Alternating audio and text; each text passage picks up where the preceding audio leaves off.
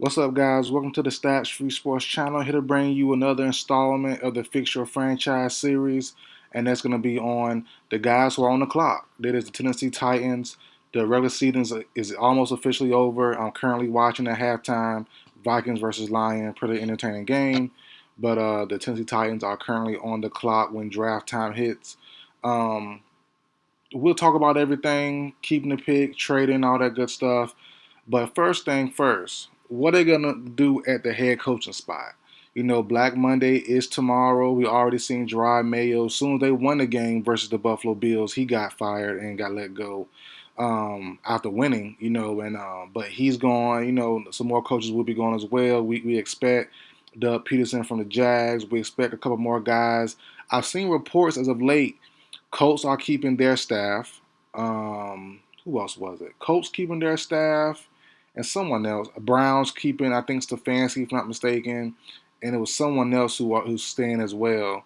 I think my Falcons and Raheem Morris and his group is staying as well. So it might not be too many fires, but because already some head coaching jobs open, Jets and Bears are already open. So Doug Peterson from the Jags, and I think Brian Daboll. They said they don't know for sure yet. They're gonna give some time to think about it and talk. But a lot of Titans fans that I know of, I talk to on social media, they want Brian Callahan gone. I'm not opposed to it. He hasn't looked the greatest, hasn't had the best 10 years, only been 1 year. He's learning. Give him time, So I'm not in a big rush to fire a guy, especially if your team isn't ready yet. So for me personally, as an outsider from the Titans, fan base, I say keep him for at least another year and a half, 2 years. Give these time to implement, to get comfortable. They're the same as rookie players. He's a rookie head coach, so just give him time, in my opinion. But y'all might know better than me. But I think Brian Callahan and his group stays at least for another year and a half. I think he should at least get to draft his quarterback and see what he can do there. So I think Brian Callahan stays. Now next up, Will Levis. What to do with Will Levis? As you see in the thumbnail, I have Cam Ward. So even if I don't go with Cam Ward for my how I would pick for the Titans, I think a rookie quarterback will come in and take over. So I think Will Levis is as good as gone. I don't know if he's traded or not, but he's not going to be starting. Unless an injury happens, I think Levis is not going to be starting for this Tennessee Titans team. Heck of a talent, but he's just a wild card, and you can't have that as your franchise quarterback. One drive he'll give you great play. The next drive he look like a daggone JV player playing pros. Like it's wild. What with the Will Levis experience in totality, but overall still a heck of a talent. And you might see him go somewhere else and flourish as a backup for a year or two. Nothing wrong with that in today's NFL. It seems like it's the norm. The Kenny Pickett's, the Mac Jones, the Malik Willises, those guys. Everyone is gonna get a short leash. Then they'll go somewhere, be a backup. They might get some playing time, might look decent. Then you never know what happens in the future. Look at Sam Darnold, Geno, Baker. The list goes on. So I think Levis will be, like I said, if not moved on from, he won't be starting. So I think a rookie quarterback will be coming in. Now let's look at the free agents for the Tennessee Titans. Long list here. Jerome Baker, linebacker. Sebastian Joseph, D tackle. Nick Folk, kicker. Quandre Diggs, safety. Mason Rudolph, quarterback. Daniel Brunskill, tackle. Tyler Boyd, receiver. Nick Westbrook, key guy here. Nick Westbrook, receiver. Randuns, Cox, Davidson, James Lynch, Wallow, Chestnut, Gibbons, Brown, Stonehouse, Colburn, Reese, Baker Jr., that's the cornerback, and then McClendon Jr. There's four guys, as like I said, a non-Titans fan, there are four guys I would like for them to keep.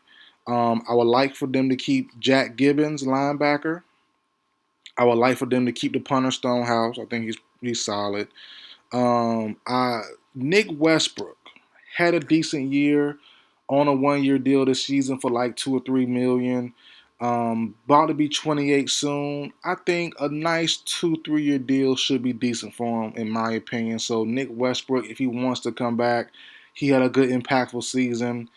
surprising season. So I would bring him back on a 2-year deal. I think he's earned that right to at least get a 2-year deal out the Tennessee Titans. They don't have much going on for them anyway. So, Traylon Burks stays hurt. So I would say bring back Westbrook. I would say bring back Gibbons, the linebacker. That's about it. That's about it. Stonehouse, that's about it for real. For me, honestly. Baker can walk, Quandre Diggs can walk, Rudolph, the whole list. I'm kind of cool on all those guys. Um, if you have a different opinion, let me know in the comment section. But I think those guys can definitely, everybody else except for those guys can walk. Now, going to some potential cut guys who could be cap casualties. I think Arden Key, pass rusher. I think he can walk. I think Harold Landry, one of Titans fans' favorite. I think he can go. I would like to see a young group of linebackers play. Last year the Titans drafted Cedric Gray. They also drafted James Williams, and neither one really played often. Played that much at all this past season. So I think bringing back Gibbons. I think you can also bring in Reese as well. You can keep Reese, keep Otis Reese. Then you have a linebacking core of Giddens, Gray, Williams, Campbell, and Reese. That's not bad. That's not bad to go in the future and see what you have because, as I said, the two picks, Cedric Gray, and James Williams, those were pretty solid guys coming in from the draft, and neither one got any burns. So, you're a young team needing to get better and needing to see what you have. And I said this during the trade deadline. I don't know why they didn't trade Tyler Boyd. I don't know why they didn't trade Landry, Arden Key. They should have let go the whole squad. I don't know why they kept some of these guys. That's why the rumors of Jeffrey Simmons came up. Like, your future isn't the brightest. You're gonna take some time to get better. Why not try to, flip some of these guys? Because Tyler Boyd, he's gonna walk scot free. If you cut Harold Landry, he's going to walk most likely. Arden Key, he's going to walk. So it's like, I don't get that point from some teams not trading their tradable assets early before it's too late. That's why I like guys like Bill Belichick, but neither here nor there. So those mainly the cut guys, the cut cap casualties, I keep saying the cut guys, the cap casualties, I think makes a lot of sense there. Lastly, former third rounder, 2022 third rounder, Nicholas Petit Friere. I think he can go. Hasn't played well. He's been terrible. I think he can definitely go. Release him, save about $1.5 million. So I think that's decent for them to get rid of him as well. Now on the free agency, this is where it gets tricky. So the Titans should have around somewhere between 50, 60 million, adding the cuts and everything. This tackle, especially the right tackle, right guard, isn't the greatest of groups. Now, center and the left side is all fine. Center is Cushenberry. He was on IR at the end of the season. He'll be back, hopefully. Then you have Peter Skronsky at left guard. You have J.C. Latham at left tackle. Center to the left side is all fine. Those guys are, two of them are work in progress. Then Cushenberry been around for a little while now. He's solid as well. Next, right guard. If you're gonna pick anybody, try to steal them from someone, free agent from the Steelers, James Daniels, someone I would like as well for the Tennessee Titans. I think he's a decent option.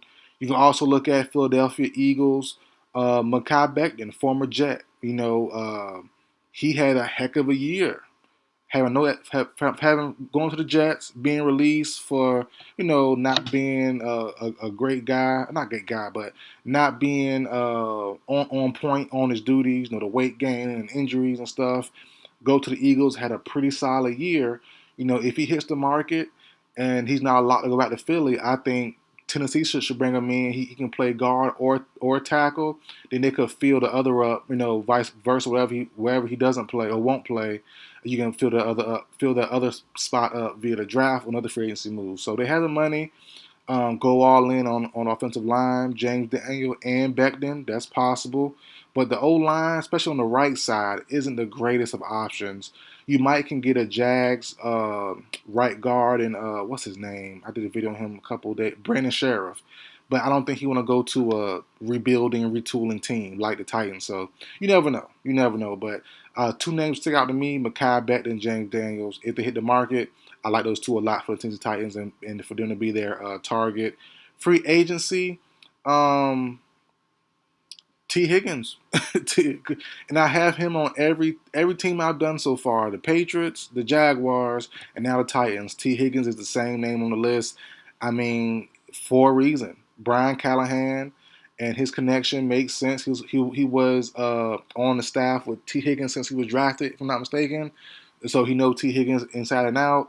Uh, that sounds crazy, but he knows him as a player, been around, all that stuff. So I think Callahan with Higgins paired with Calvin Ridley, paired with Westbrook, makes a lot of sense for a team having a rookie quarterback. Um, you know, like I said, he's the big money option as far as free agency goes for me personally. Stephon Diggs, he's up there with injury. He's up there in age, coming off a bad injury. Chris Godwin, same thing, getting up there in age off a bad injury. I know T. Higgins often injured, but nothing crazy as of yet. He's just always banged up. So I would give T. Higgins that money and hope the best from him. But as far as receiver goes, if you bring back Westbrook and obviously you have Calvin Ridley, I wouldn't mind bringing in T. Higgins. That's probably my only option I would go to for them personally. If not, I would go just a young guy, sometimes second, third round that can definitely fill that spot beside Ridley and Westbrook. You have some minor guys, Kendrick Bourne if he's released, stuff like that. You can pick up. But as far as notable players who can really make a super duper impact, which Bourne can as well, but the bigger name players, I think T Higgins will just bust. So for me personally, now going to the draft. Obviously, first overall pick. What do you do there? Couple options. As we all know, trade back. You can trade back, stock up picks. What team wants to trade up? The Raiders makes sense. They want to jump the Browns. They want to jump a couple other teams as well. The Giants.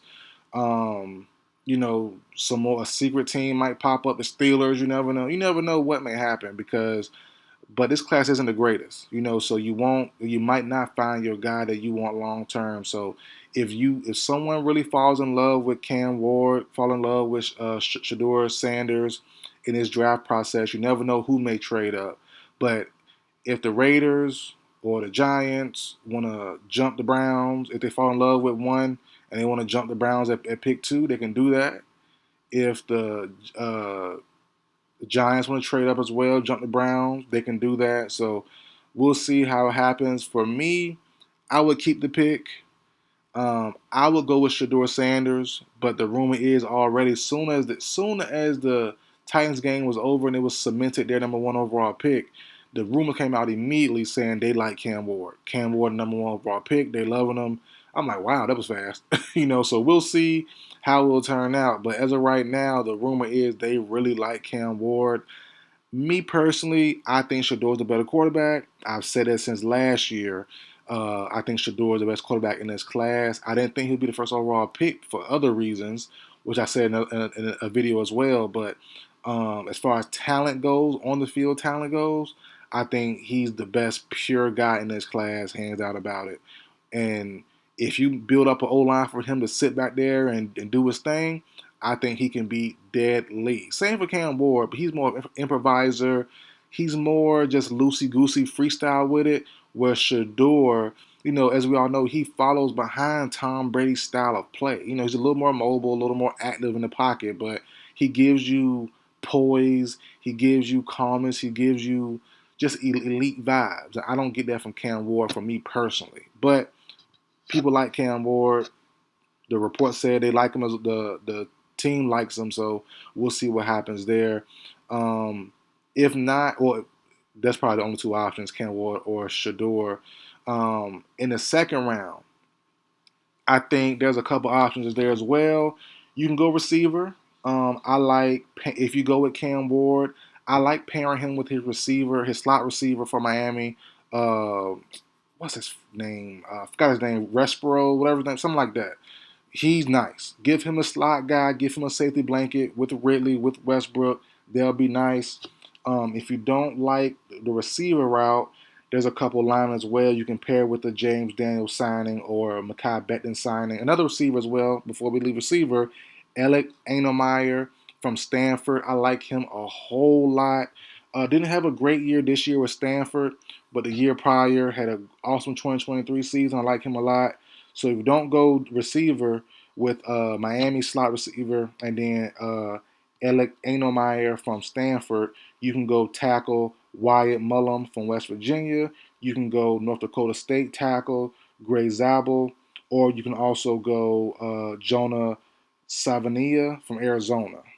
He can give you a little bit of everything, guard or tackle. So just to mix up a little bit, depend on no, it's all depends on free agency and how they pick things up and who they get, who they go after. So they'll really dictate how the draft goes. But the online need help regardless. So even if you get a mixture of James Daniels or Mekhi Becton and someone else, you can still bring in one of these young guys because you never know. You never know. So good depth is is valuable in the O line. Is valuable everywhere. Especially it's like this year injuries came out of everywhere. Everybody got hurt. It seemed like all the big name players. So you want to have good backups for the backups and for backups, and you just want to have everything squared and sealed away. So, and James Daniel as well has a little injury history also. So getting someone younger in there makes sense. Mekhi Becton, only seen him one season since his Jets departure. With the Eagles, had a good year, but you never know how that might carry over to a new situation. So, better safe than sorry. Get another guy just to grow, put him in the farm system, try to get better with him as well, whoever that may be, second, third round offensive lineman. So, but that's it for the video, guys. We'll see what happens, what they will end up doing, trading down, pick 8 and still get a nice blue chip player if one falls to that spot. Cornerback maybe, receiver, Luther Burden. They might go the veteran route at a quarterback. So Aaron Rodgers could be an option. Sam Darnold. Um, shoot, they might trade for another young guy. Joe Milton, would be crazy, but you never know. You never know what may happen. But I'm all aboard on going QB at the first pick. If they keep it, it just depends on what they want to do and who they fall in love with in the draft process. But that's it for video, guys. Like, share, comment, subscribe. I will see you guys next time.